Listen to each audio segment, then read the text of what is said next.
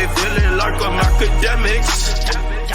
Let's start with this whole Kendrick tour. So, Kendrick's tour is actually doing rather well, right? And not surprising to me, maybe surprising to you, Kendrick breaks a record. He's breaking records with gate. And what's happening is that when you do a stadium show, remember I told you when Drake was going around, Drake charges the highest ticket price for any hip-hop artist. Obviously, Beyonce's of the same level, kind of. Bad Bunny's a little bit lower, and Taylor Swift is the highest. Like, Taylor Swift charges basically an arm and a fucking leg if you want to go see her concerts. So what does that do? If you go to a venue that holds 17,000, if you're charging on average $400, or let's not say 400, $300 for 17,000 seats, you're going to rack up a gate price of a good amount. So there's touring companies and touring data agencies that they actually monitor this, not only for Live Nation, for other things, but that's how they kind of rank artists. They kind of see where they're strong at, where they're weak at, whatever, and they also get to track the money. For example, again, when Drake went to Madison Square Garden, all those shows gained around 4.5 million, right? It was around, like, we could look at it, right? Drake, It's a Blur tour. If we look at it, which, by the way, this is the highest grossing tour of all time in hip-hop, $320 million. But if we look at how it worked out, let's go to Madison Square Garden. Madison Square Garden, which is here. He did, he did 3 shows, and 3 shows turned into $13 million. Actually, 14. Let's just call it 14. 14 divided by 3, it's $4.5 million, right? So the average for what Drake was grossing in ticket sales was $4.5 million, right? Now, here's the thing. In Madison Square Garden, because if we do 3 divided by this, I'll do it on the side, because that was the attendance, 51,000. 51 divided by 3. So the sellout was 17,000 each time. So 17,200, okay? Now, why I'm not surprised that Kendrick is breaking records for rap is because other than Eminem, these rappers don't do stadium tours, even though we know they could do stadium tours, okay? For example, if you could do 50,000 people in Madison Square Garden and 65,000 people in Barclays, they're both in New York City, you're doing 110,000 people in New York City. That means you could have done Yankee Stadium, and I think Yankee Stadium would probably be like 40,000, or MetLife, 30 to 40,000 people, okay? So Drake could absolutely do a stadium. For whatever reason, don't do a stadium, right? So I'm not surprised when we see stadium shows, one show gross more than an arena show. That just makes sense. A stadium will hold 40,000. An arena will hold 17,000. Makes sense, right? So, yeah. Kendrick is moving around and breaking records for hip-hop. Now, they're being kind of like really odd by saying black male artists. And anytime you see the word black male artist, these are PR blasts. I don't know if this person is getting paid for it, but when they say black male artist instead of rapper, that means they're trying to also throw a little shade at The Weeknd, because The Weeknd is the only black male pop star who does insane fucking numbers, okay? So when they say black male artist, and by the way, Weeknd's team, XO, they use that terminology to compare him and Drake, because Drake will have all these records like, he's the rapper with the most streams, and then The Weeknd's team will be like, well, he's not the male black artist with the most streams, okay? Because obviously The Weeknd is R&B. Anyway, so Kendrick Lamar's show in Arlington, Texas has broken the record for the highest grossing concert ever performed by a black male artist, $11.8 million. Now, let's see. Arlington, Texas. Let's look at the GNX tour right quick. GNX tour. All right. GNX tour. All right. So Arlington. Where's Arlington at? So this is the AT&T Stadium, right? Let's see how much it holds. Capacity. So the capacity for that is 80,000. Holy shit. Now, we don't know how much of the stadium. It's not going to be 80,000. That's for like a football game. And a football game means only the field is like occupied and then fans can sit all around. It's a 360 view. Most times with artists, they use 270 because they're not going to have you behind the stage. They're going to have a lead out to the stage, so they'll have you 270, right? So they'll never have as much as a football game would pull or could pull. Now, I'm going to believe that all Kendrick shows are sold out. Again, I've told y'all this whole thing. Yo, at the highest level with these guys, Beyonce, Kendrick, Sabrina Carpenter, fucking Taylor Swift, everybody like that, like, they're so locked in with Live Nation. Like, Live Nation's ain't going to make them flop. You get what I'm saying? They're going to make sure that bitch is sold out. So, let's be realistic. So, if this place could hold 80,000, I'm going to think that the capacity probably was 50 to 60. Okay? And I think that's a very good conservative ballpark guess. We're guessing right now. 50 to 60,000 people. I think it holds more than NRG Stadium, right? Yeah, that has a capacity of 72K. And US Bank Stadium has definitely just not as big, right? So, yes, makes sense. And by the way, I think Kendrick is breaking his own records because he's the only one going on the stadium tours. And by the way, I am very impressed and proud of him for doing it. Rappers have been scared of the stadium tour, and I'm here to say I like the fact that Kendrick's doing it. I want to put out a public challenge out there because all of these rappers that I'm going to name could do it. Of course, Ye would do it and would have done it, but we know stadiums, Live Nation ain't fucking with him. By the way, Anthony, thank you for the gifted membership. But I do challenge all these artists. I challenge Travis Scott. Your next tour should be an arena tour. No, not arena. I mean a stadium tour. I challenge Drake. You should be, like, you're not making arena music no more. You're making stadium music. We want to see you in that stadium, buddy. Who else? I'm trying to think who else could be in a stadium. Future, I think he's still arena. You see, what I'm trying to say is I'm trying to encourage artists like Travis and Drake, go meet that little leprechaun nigga in them stadiums and leave the arenas for the futures. Like, the future, that's his ball game. An arena. Y'all niggas need to graduate to stadiums now. It is what it is. Let's call it a spade a spade. You feel what I'm saying? Who else y'all think could do an arena in hip-hop? Youngboy's arena. See? Leave the arenas for Youngboy. Youngboy, Future, Rod Wave, they do arenas. Drake, you shouldn't be doing the same venue with Rod Wave. No disrespect. You shouldn't be doing the same venue with YB. No disrespect. You shouldn't be doing the same venues. Now, I wouldn't say Future necessarily. It's just that, you see, Future is such a trap nigga and a hood nigga. The people who sell a lot of tickets, you got to attract a lot of girls. Okay? Got to attract a lot of girls. Now, I'm going to be honest with you. And again, I'm trying to be as fair as possible, but every time I speak on Kendrick and Drake, either fan base, like, the extremists I've always told you that's in both fan bases, they take pieces of what I say and they try to use for their own purposes. Okay? Now, I'll say this. I do think what Kendrick is doing is slightly cheating. Kendrick, I'm proud of you, but it is slightly cheating though, okay? And this is not me talking ill on him. And I'm glad that he's breaking records because I think he set the new bar for hip-hop and performances and where it should be. Let's get these rappers to perform in stadiums. You know why a lot of these niggas don't want to be on that stadium light?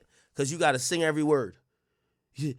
Some of these niggas, like, you're going to have to put on a show. Because when somebody's up in the nosebleed and they're like half a mile away from you and they're looking, they're like, is that Duckworth? Is that Aubrey?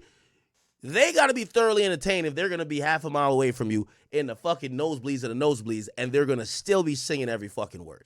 They want a fucking show. Okay? So I actually want to challenge the entire hip-hop. All y'all step the game up. Y'all got to step the game up. Come on now. Y'all can all do stadiums. Okay? Not everybody. The people I've mentioned. I would, Kanye, to me, Kendrick's a good performer. Kanye's, like, to me, one of the best performers of all time. Anybody perform better than... Well, I got Travis. Yeah, I got Travis over Kendrick performer. Yeah. Travis is a better performer than Kendrick. If I'm ranking performers, Kendrick is below. So, number one is Ye.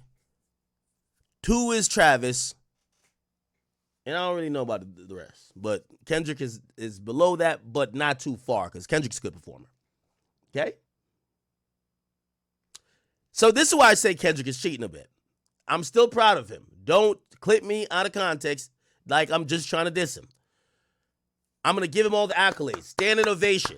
Congratulations, Duckworth. But this is a co-headlining tour. Okay? What they did was take two artists with minimal overlapping fan base, and they combined them, and both artists already were doing arena tours. So both artists could sell out 15,000, and they combined them and made them co-headliners that they could pull in most venues or most cities 30,000 or more, which that would be the entry level to stadiums. Okay? That's the only thing I think is a little bit cheating. Because I think, honestly, Kendrick didn't need no co-headliner. If it's what we talking about and it's really like that, because I think it is like that. I do think it's like that. I don't think he need a co-headliner. I think he could have went out here and did by his damn self. And I'm not saying SZA can't be on the lineup, but I haven't seen the show. I think I'm gonna pop up to the one in Inglewood. Some people offer me some tickets, but yo, Dave Free, could you hook a nigga up? I'm going to Inglewood, California. I'm popping out. Literally, I'm popping out. I want to pop out to the concert there and just see how the show goes up in LA. I just want to see how it goes. You feel what I'm saying? So Dave Free, you hooked me up last time. Hook your boy up again. All right. Anyway, yeah, I think SZA could have been on it. I don't think SZA need to be on it as a co-headliner, if we're saying it's really like that. But that was a smart decision to put her on it and make her co-headliner, though. Okay. Now, this is where I'm gonna have some contention, right? But I'm gonna also be fair, right?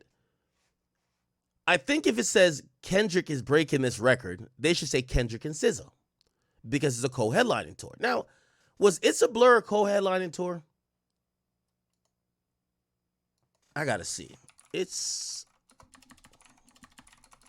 a Blur tour. Was it a co-headlining tour?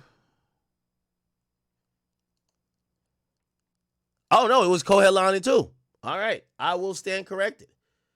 If we're going to give Drake this credit for having 300, okay, I stand corrected. I will stand corrected.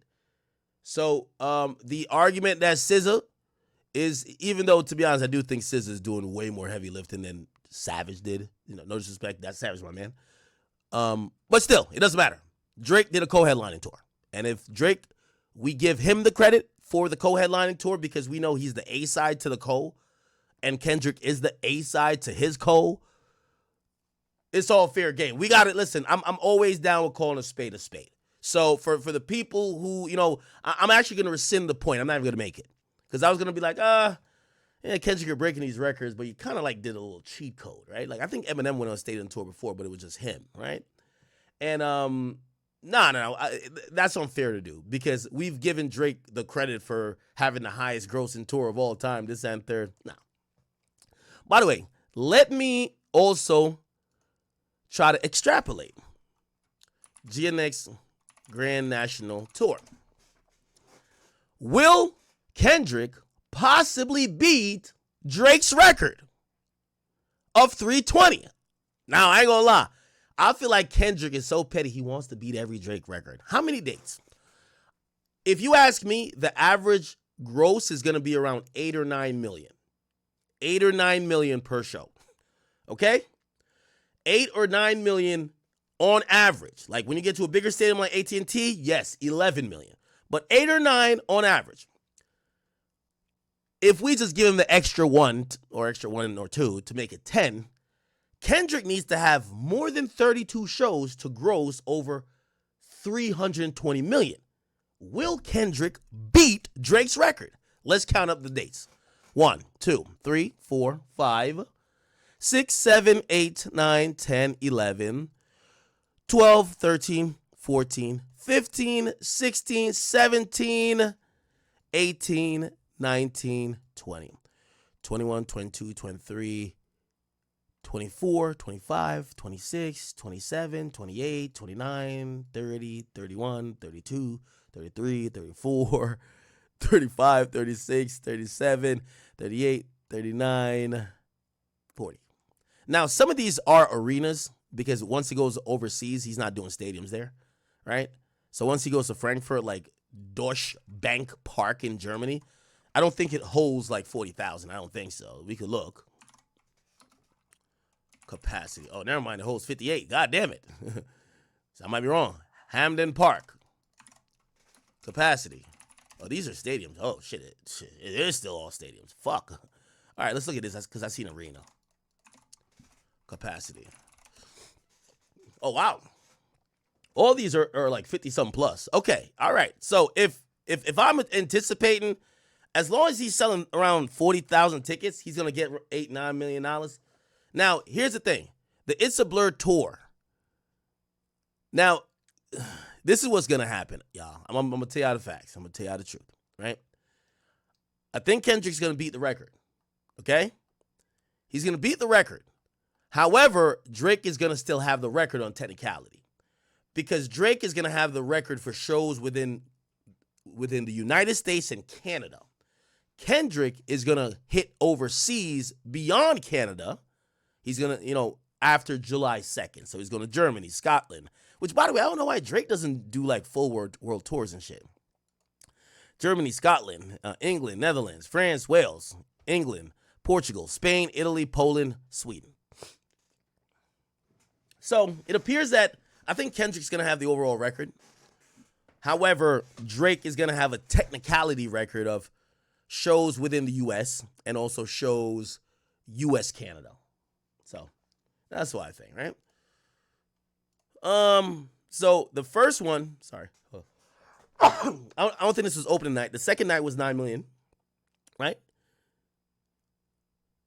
The third night was 11 million. And I believe the first night was like, what was that? Oh, by the way, he sold 49,000 tickets. Wow. There's a Twitter account called Touring Data. You guys should follow it. I think it's called Touring Data, right? Yeah, Touring Data. Yeah. They should be giving all the details. Okay. Kendrick is the second black man in history to gross over 10 million, joining The Weeknd. See? Yo, why was Kendrick fans like, you see? That's what I told you. Anytime you see male black artists, it's The Weeknd. Because The Weeknd is just not rap. And he earns the highest grossing concert as a black man. Yo, why is this thing tweeting like that? Headliner, co-headlining with 11. Okay. He's the first rapper to gross over 10. All right. And they earned their most attended concert of all time with 51,000 tickets sold. Wow.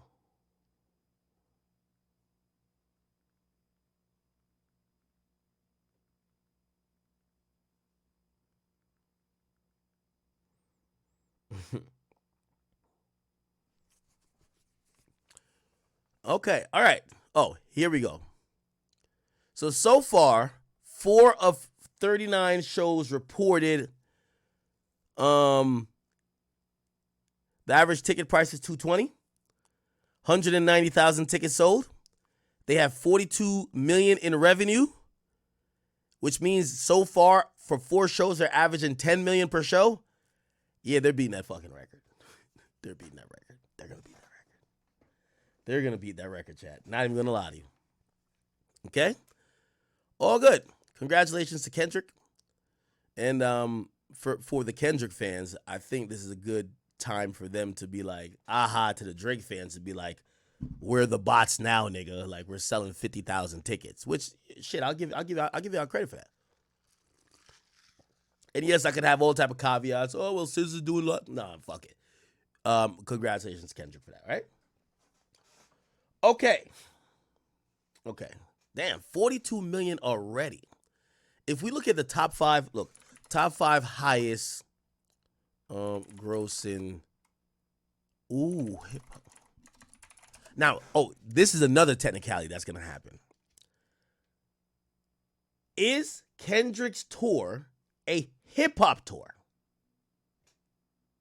Yes, he's a rapper, but is it a hip hop tour? SZA is an R&B artist, and she's co-headlining.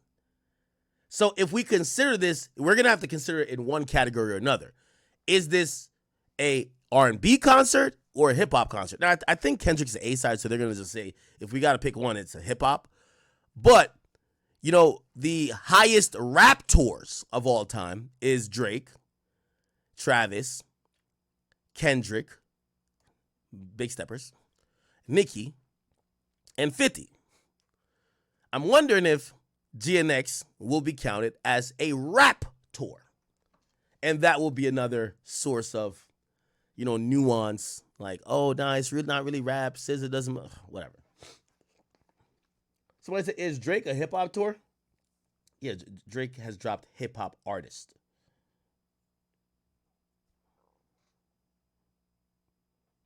Drake is a hip hop artist.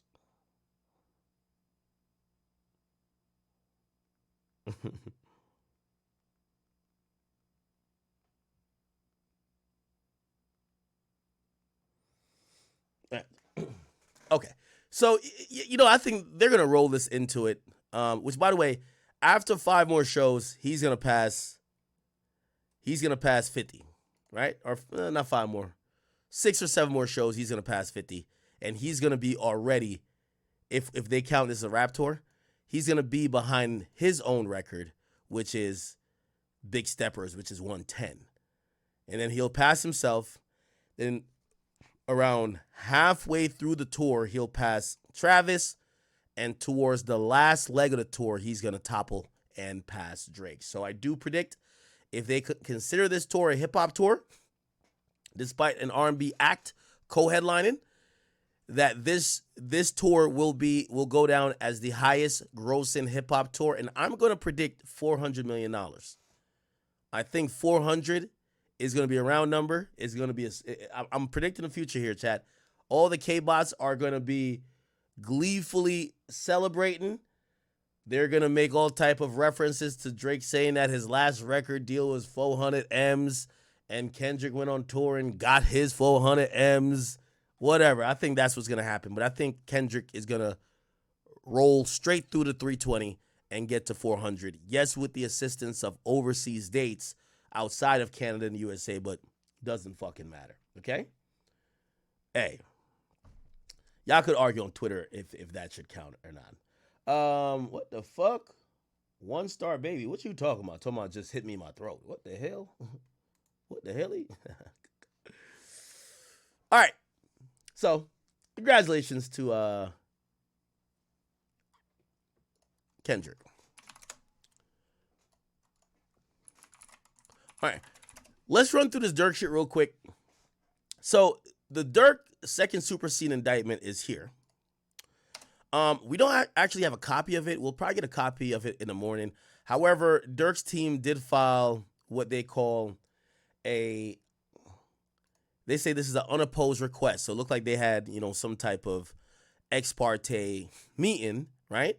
And by the way, I think it was even said in the docket notes, there was an ex parte meeting. And an ex parte meeting, if you don't know, in court means there's a meeting without the third party. And there's 3 parties in court. There's the party of the judge, the neutral arbiter. There is the defendant, and then there is the plaintiff, or in criminal cases, the plaintiff is the DA, or in federal cases, actually, it's the AUSA, okay? Which they assist the U.S. attorney who files these from their offices in the districts, whatever. Anyway, the point is this. It looks like Durk and his team, or his lawyers, talked to the government, who said, hey, we're giving you a superseding indictment. So you trying to get the last indictment thrown out